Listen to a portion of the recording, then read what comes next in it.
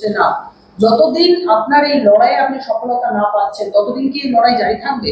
Definitely, কারণ এই লড়াইতে হয়তো সবাই এই মুহূর্তে শুধুমাত্র সঙ্গীতার ফেসটাকে দেখতে পাচ্ছে, কিন্তু সঙ্গীতার পেছনে, সঙ্গীতার আড়ালে যে কত সঙ্গীতা হাজারে হাজারে দাঁড়িয়ে আছে, আমি আইনজীবীদের কথাই বলছি, সেটা যেহেতু পাবলিক করা হচ্ছে না, কারণ যেহেতু বিষয়টা আমি শুরু থেকে স্টেপটা নেওয়া শুরু করেছি, তাই আমার ডিপার্টমেন্ট বা আইনজীবী মহল থেকে একটাই কথা উঠে এসেছে, যে মুখটাই সামনে উঠেছে সেই মুখের মধ্যে দিয়ে সেটার মধ্যে থেকেই যা কিছু চেঞ্জেস আসা সেটাই আসুক, কিন্তু তার মানে এই নয় যে আমার পেছনে কোনো মানুষ নেই।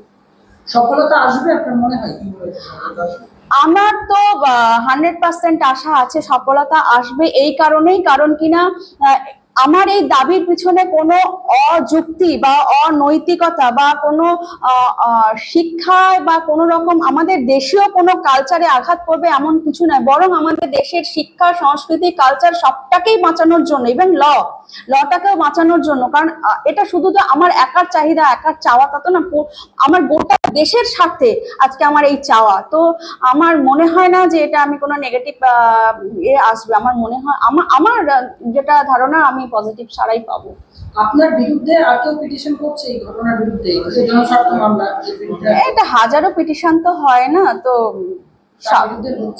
না না, এই একই ইয়েতে হাজারটা পিটিশন, হাজারটা মামলা তো হয় না, এটা তো জনস্বার্থ মামলা। এটা যা এফেক্ট আসবে সেটা যে শুধু কলকাতা আর ওয়েস্ট বেঙ্গলের জন্য না, এটা অল ওভার ইন্ডিয়ার জন্য সেটা এফেক্ট করে যাবে। কারণ এটা দেশের স্বার্থে এই বিষয়টাকে আনা হয়েছে, আর এখানে